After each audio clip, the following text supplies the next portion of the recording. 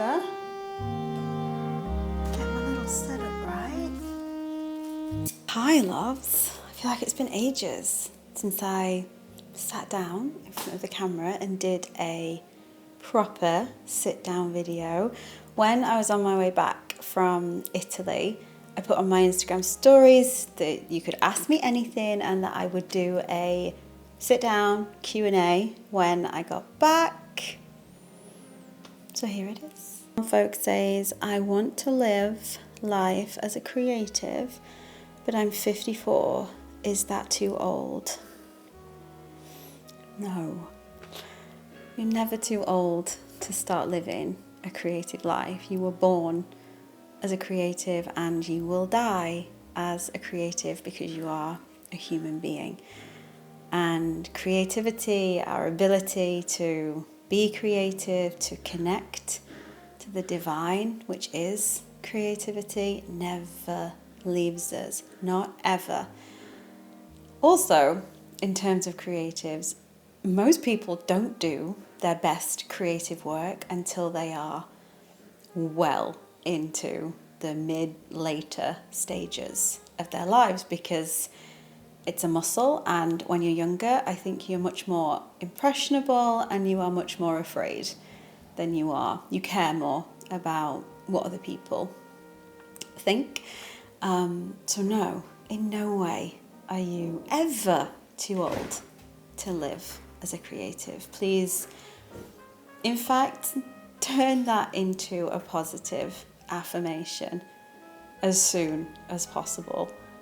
And it would be, don't use the word don't, because you're not supposed to use any negative language in positive affirmations. So it would be, I am a creative at any age. Something like that. Or I'm free. I'm free to be a creative at any age. Try it. Would you move to Italy, or is Paris the place to be? And I had this question quite a few times. When are you moving to Italy? Are you going to move to Italy? You seemed really at home there. And the answer is, I am not moving to Italy. I was open to that. When I went, it was really strange. I felt the urge to go to Italy. I felt it for 2 years since I did my month-long trip in Paris. I had this idea that I wanted to travel to other places for a month. I don't know what it is about me and 1 month. It just feels like a nice amount of time. And the lights just were never green for me to go until when I just went. And I went with the same intention that I came to Paris, which was just very open and very detached from any kind of outcome. I knew I had to go. I didn't know why. Turned out it was not to move there. I mean, I'd love to go again and I would love to spend more time there. But Paris is 100% my home. Italy felt like a more restful escape than a home.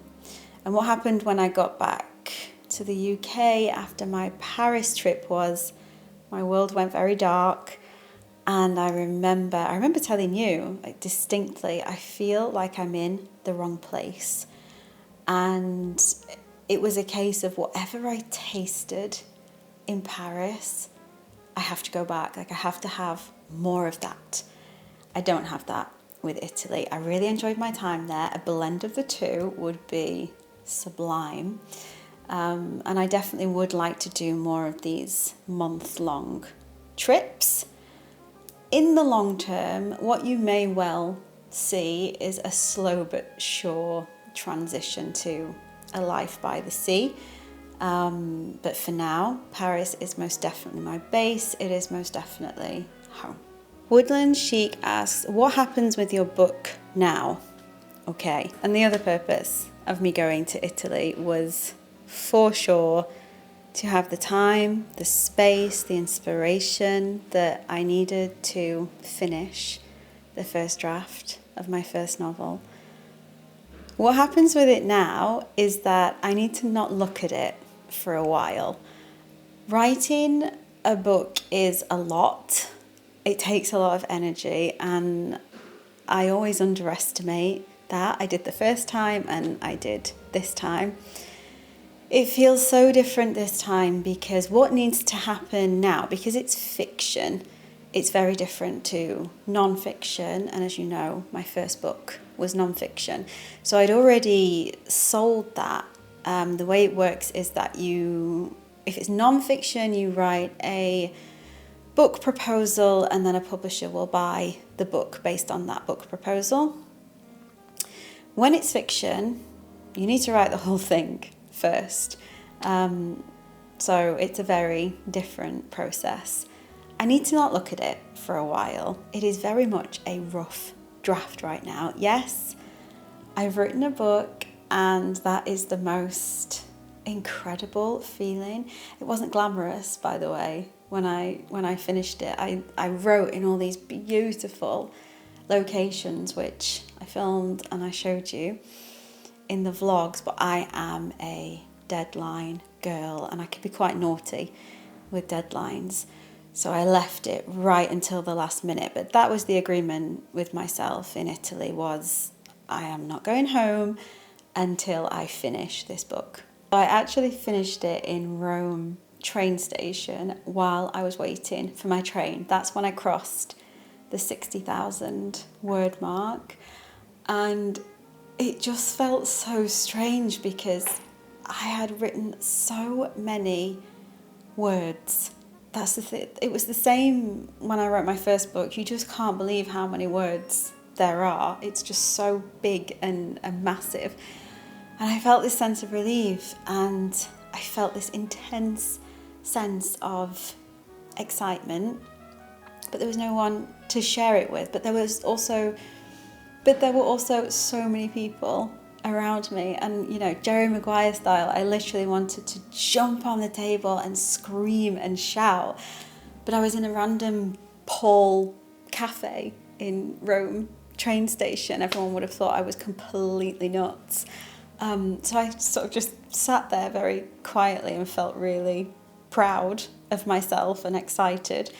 And then, I got back and I realised, okay, I need to not look at it for a while now. I just need to let it breathe, let it simmer, and then in maybe a month's time, I think I will start the editing process of it, and hopefully by the end of the year it will be in a position where I'm happy for someone else to read it, because right now, no, I would cringe. I cringe at the idea of anyone reading it right now, but I really need to get it to a stage when I can hand it over.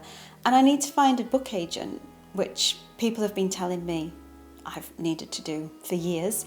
I don't have one because I sold my first book. The book deal was directly with the publisher, so I didn't need an agent, but the time has most definitely come. So I need to start that search, which I can keep you updated on in terms of how that goes. So I need to edit it, get the structure right, try and make it into something that I wouldn't want to curl under a duvet at the thought of you or anyone reading it. And then an agent will get hold of it, and then it will be sold to a publisher, is the plan. I imagine it'll just take on another life of its own. When an editor gets their hands on a piece of work, it completely changes. And that's another really interesting, exciting process. I personally love it. I'm very open to feedback. I'm not overly precious with my work. I know that their job is to make it better. So that's something that I'm very much looking forward to. And then it will be published, and that is when you'll be able to read it. Annette and Kate had quite a lot of questions about travel to Italy and to Hope. How old is Hope? Was it easy to travel with her to Italy? Did you take the train all the way directly from Paris to Roma? Yes. So Hope is 4, and I did travel by train to Italy. I personally love train travel. I find airports very stressful. I find planes very stressful. Hope has travelled on a plane before from the UK to Paris, and she was okay, but it's not ideal for the doggies on a plane. She's much more relaxed on a train, I know that, so I chose train travel for the slowness and the ease of it. And also, you know, by the time you've got to the airport, 2 hours in the airport, then you've got the plane, I was like, is it really going to take that much longer? So I got the train from Paris to Torino, to Turin, and then from Turin to Rome, and then we got another train from Rome down to Naples. But you can get a train from Milan to Naples or from Turin to Naples, so it wasn't too bad. And yeah, I loved it. I really, really enjoyed it. I found it so much more relaxing, a lot easier on my nervous system. It felt like a more natural way to travel, and Hope dealt with it really, really well. She wasn't stressed at all. She just went under the seat and slept for 99% of it.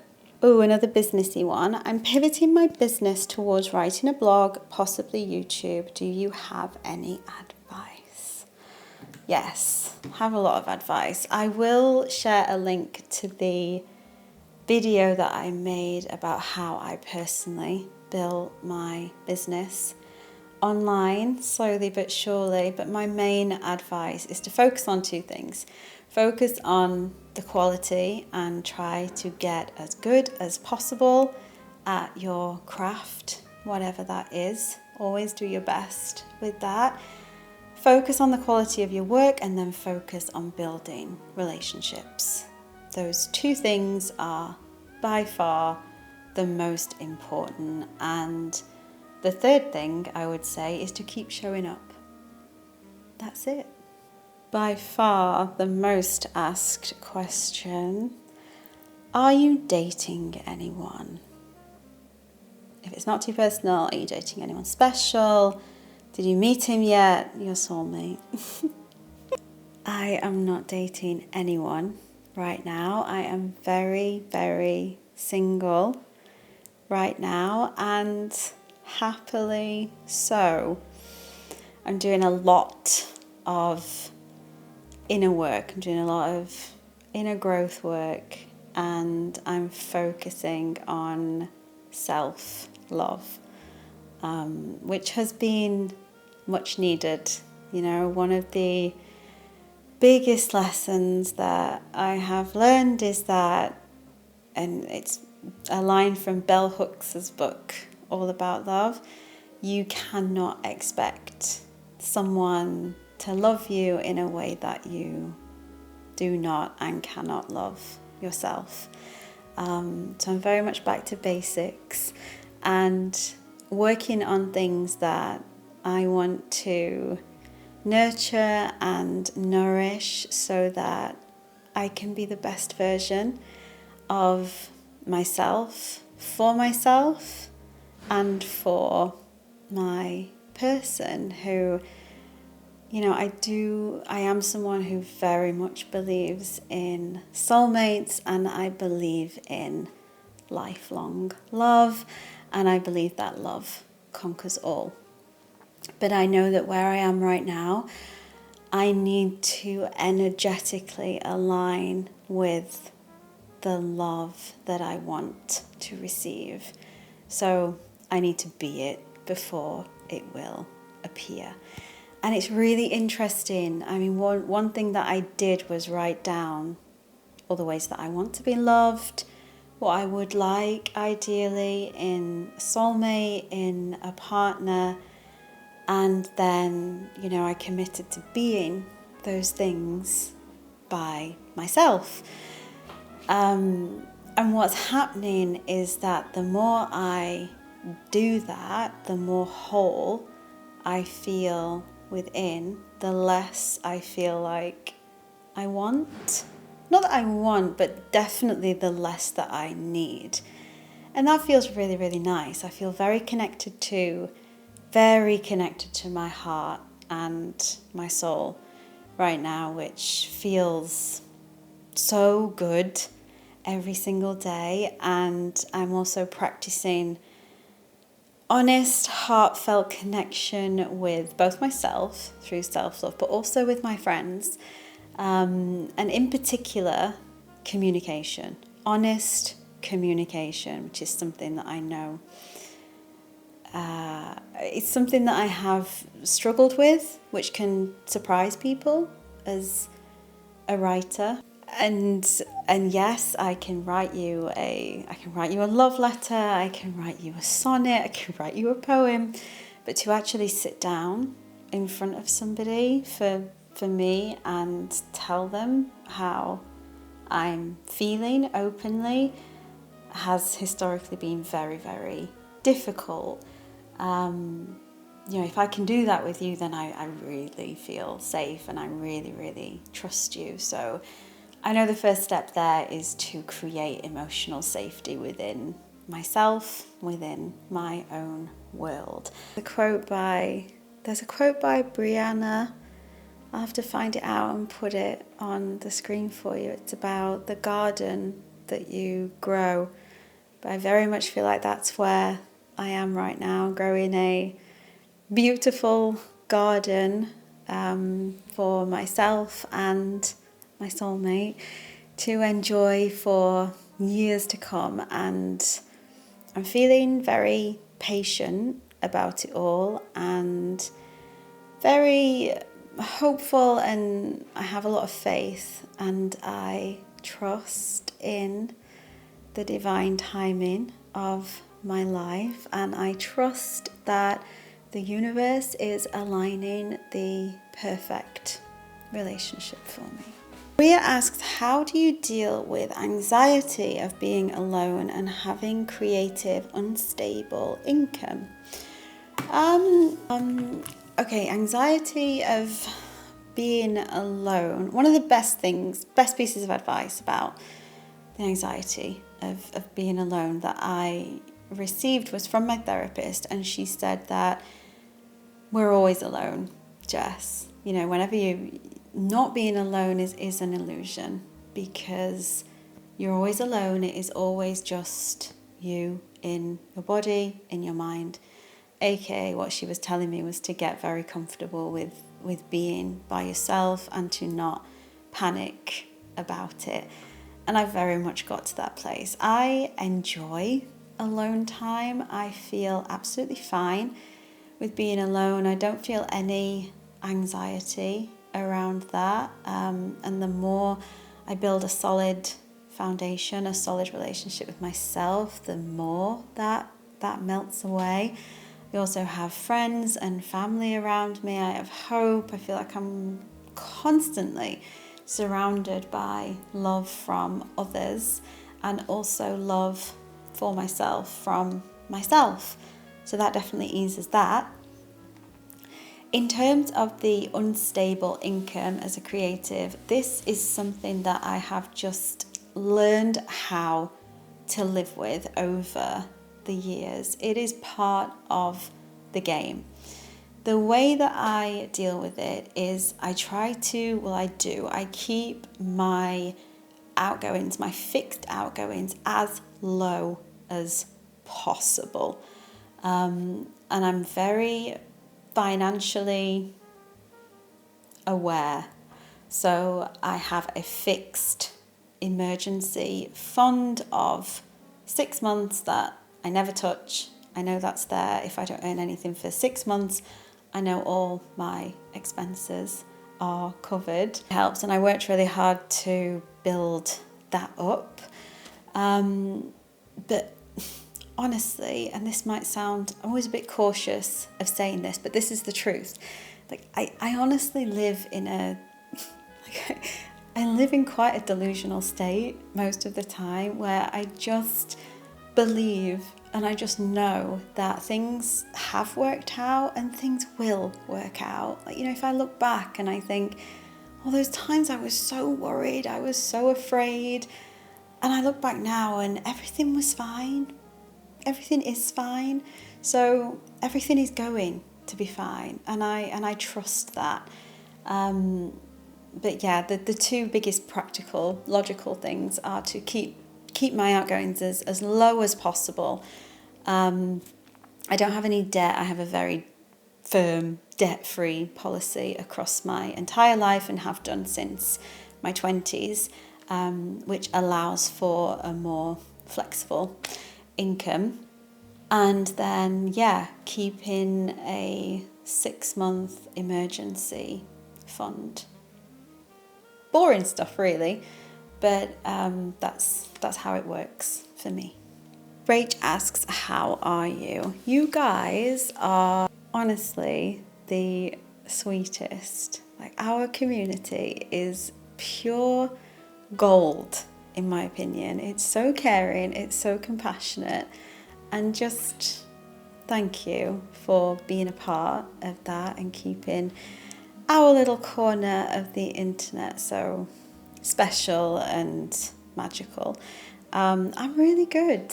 Thank you for asking. I'm really, really good at the minute.